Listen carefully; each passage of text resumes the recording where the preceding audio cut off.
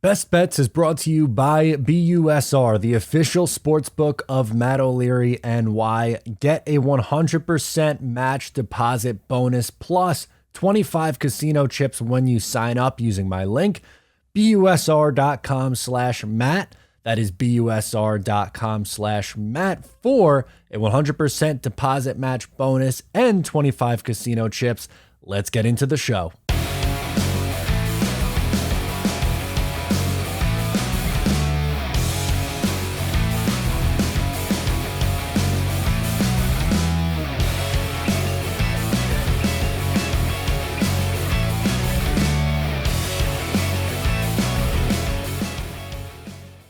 Hello and welcome back to Best Bets. What's going on? I am Matt O'Leary, joined by Joe Maniello. As always, Joe, how's it going? Doing good, Matt. How are you?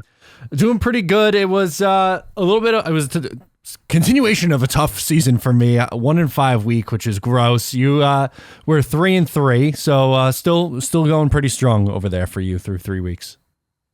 Yeah, I was upset about the 49er game. I thought they should have won that game covered, but also upset about the Giant game. I kind of felt I was on the wrong side there with the Giants going into the game. You know, we taped this on Wednesday or Thursday, so a few days later I thought maybe the Cowboys was the right side, and it turned out to be. Yeah.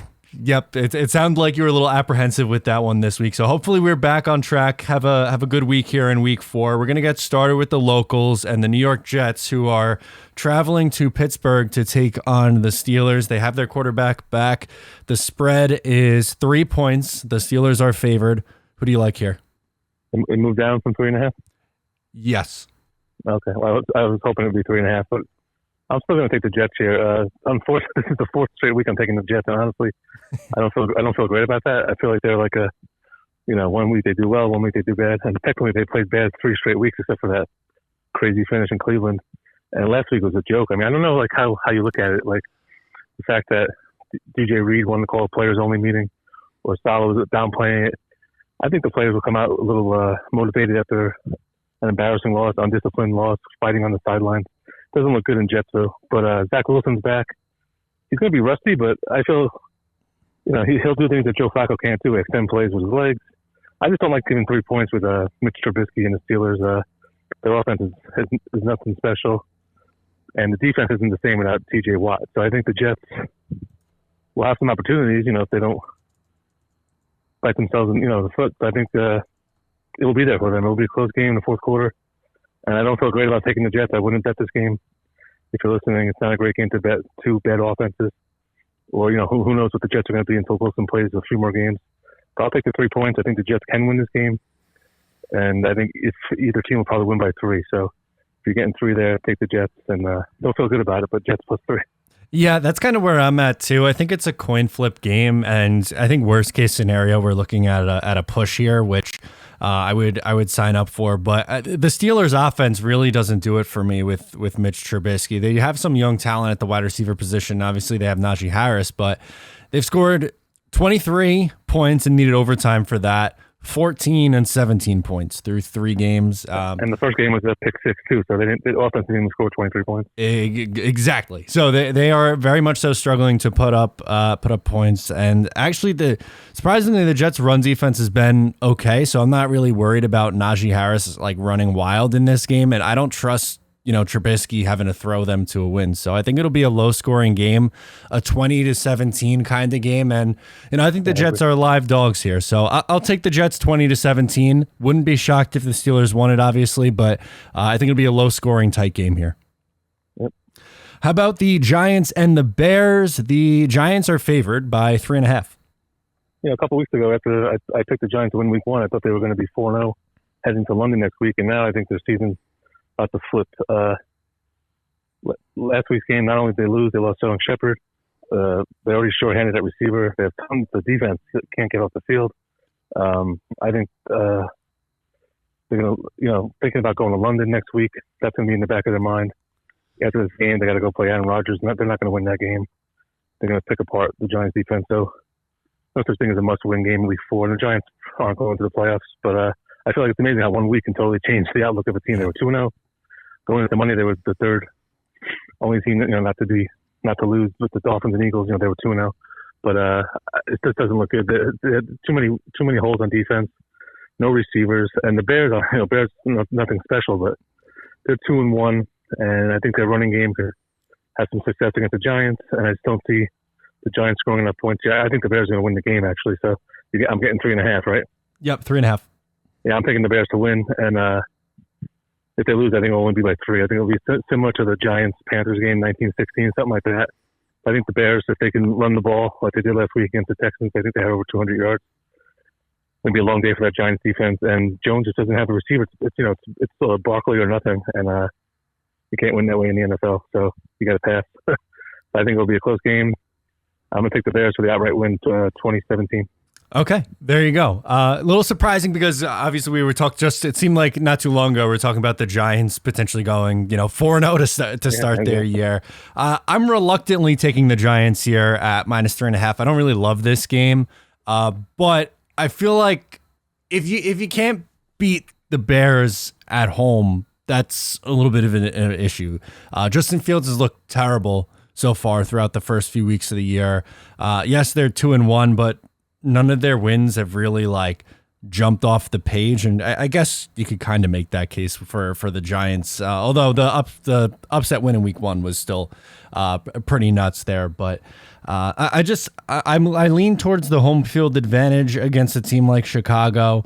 I don't think this is going to be a high-scoring shootout game. I think it'll be an ugly, low-scoring game, kind of similar to what the Jets were. So if I get beat on the half a point, I guess so be it. But I'm going to take the Giants 23-16, a low-scoring, kind of sloppy game. But I think Saquon is kind of proving that he's healthy and the kind of player that he can be when he's healthy. So I'm going to lean the Giants, and I'll say they win this one outright and cover the spread. Okay. Game of the week, we are looking at the Chiefs and the Bucks. Chiefs are favored by 1.5. What's the play here? This game is a Tampa Bay home game, but we don't know where the game's going to be played because of Hurricane Ian. That's something to factor in if you're listening. If you want to bet this game, I mean, they might move it somewhere else. And I like the Chiefs for multiple reasons. First is Patrick Mahomes. I feel like, this guy's done everything in his young career, right? He's won a Super Bowl, lost a Super Bowl, every record you can think of. The only thing he hasn't done is avenge that Super Bowl loss. His first time facing the Bucs since that game. And I think that's maybe we overplay it, but I don't know. I'm competitive, and I'm not an NFL player. If I see the Tom Brady there and the team that basically made me look mortal, I want to go out there and beat that team. And also, I like the fact that the Chiefs lost last week against the Colts. The game I almost picked the Colts last week too. I chickened out. That was a weird game. I mean, the Chiefs probably should have won that game and covered. They had a must punt, and they weren't that aggressive on offense. They had some drops, but uncharacteristic. I think they get back on track here. The Bucs defense has played really well, but the offense just can't score. They last week 12 points. The week before they had 20, but that was including a pick 6, similar to the Steelers. And the week 1 they had 19, so they really haven't even scored 20 points yet. And they have injuries at receiver. Offensive line is banged up, so I think the Bucs have a lot of issues. Plus, they have the weight of everything going on this week. So, think about preparing for Kansas City's offense and all that, and then also having to figure out where your family's going to live, where you're going to, what you guys are going to do. There's a lot going on right now, and I think it shapes up to be a close Kansas City win, low scoring because Tampa Bay's defense is really good. 24-17, something like that, 24-20. But I'm going to go with Mahomes here. Okay. Listen, I get it, riding with Mahomes on a spread that's only 1.5, but I love this Buccaneers defense. They're playing great right now. And I mean, both these teams are coming off a loss. Obviously it's tough with everything going on down in Florida right now. And you bring up a good point about, obviously they have off the field stuff that they have to worry about. But I look at, 3 points against the Cowboys, 14 points to Aaron Rodgers, 10 points to the Saints.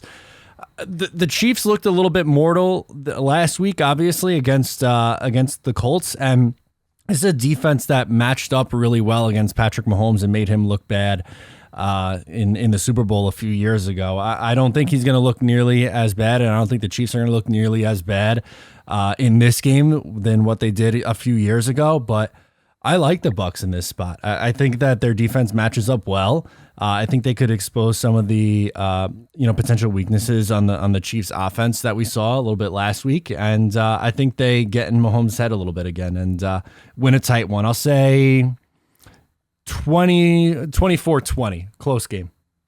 Okay. How about a best bet? What's one that jumps out to you that you're all over?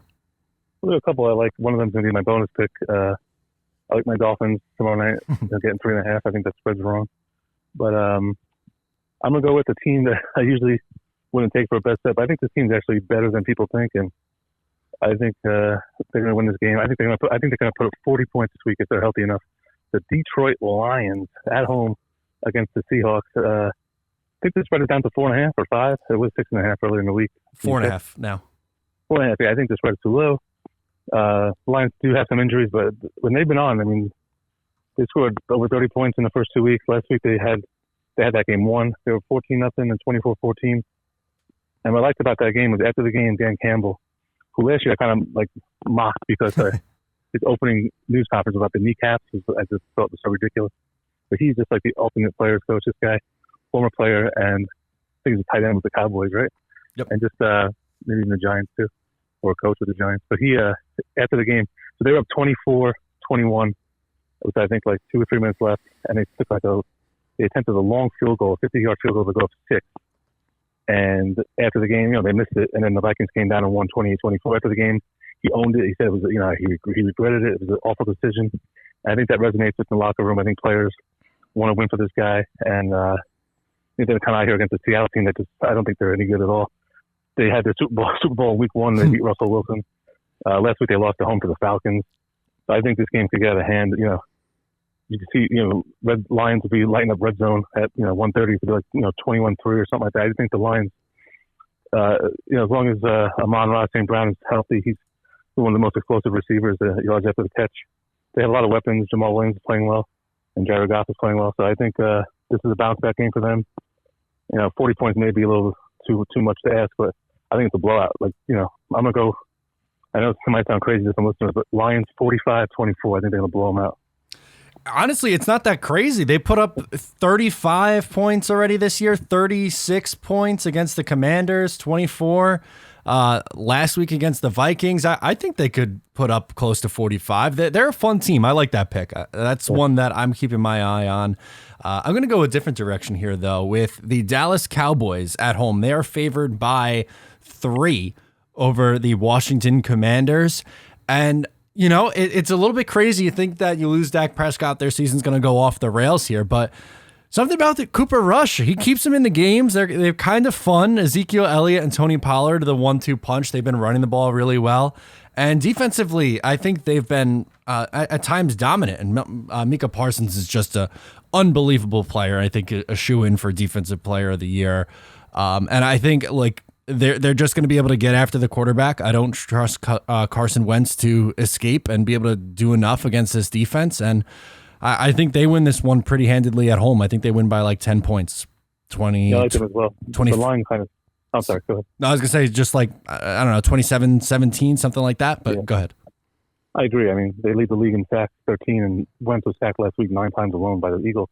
But I don't know. Something about the line kind of scares me. Like, why is it only 3? I guess because Cooper Rush is still a quarterback, but like you said, he's played pretty well, and the defense is great. So I agree. I think they're going to win that game and cover. Absolutely. How about an upset or an underdog you like?